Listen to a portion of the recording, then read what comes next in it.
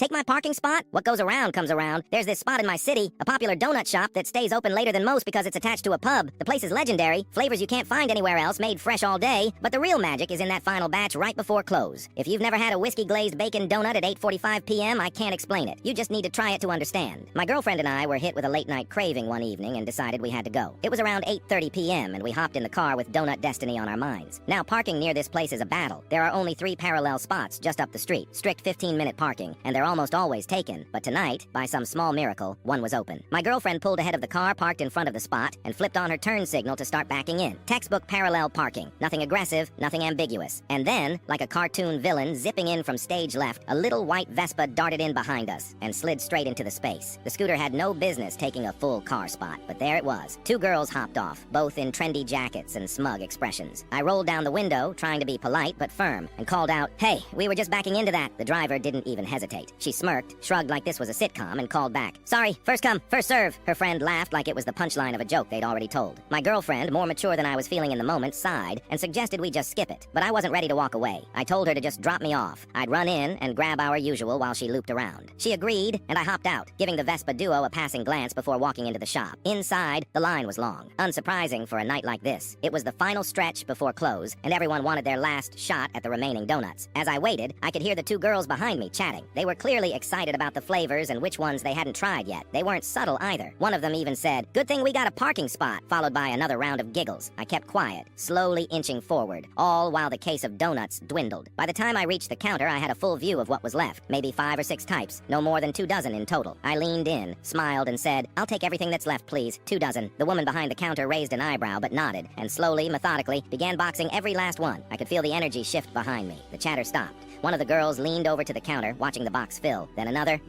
their faces twisted slowly from confusion to panic. Finally, the driver broke. "Wait, are you really not going to save any for us?" she asked the baker. I turned around just as the final maple bar hit the box and said, "Sorry, first come, first serve." I wish I could properly describe her expression. It was like watching someone put together the pieces of a twist ending they never saw coming. Equal parts betrayal, disbelief, and a touch of regret. Her eyes widened, her jaw dropped, and for a split second I think she genuinely reconsidered every decision she had made that day, including the moment she zipped into that spot. I walked out with my boxes of sweet, sugary vengeance, hopped back into the car with my girlfriend, and handed her a warm donut. She raised an eyebrow but didn't ask questions. We drove home in silence, the kind of satisfied silence that only comes after justice has been served with a side of Bavarian cream. The next morning, I brought the rest to my office. Watching my coworkers tear into that box like a pack of wolves made it all the sweeter. Best donuts I've ever had, hands down.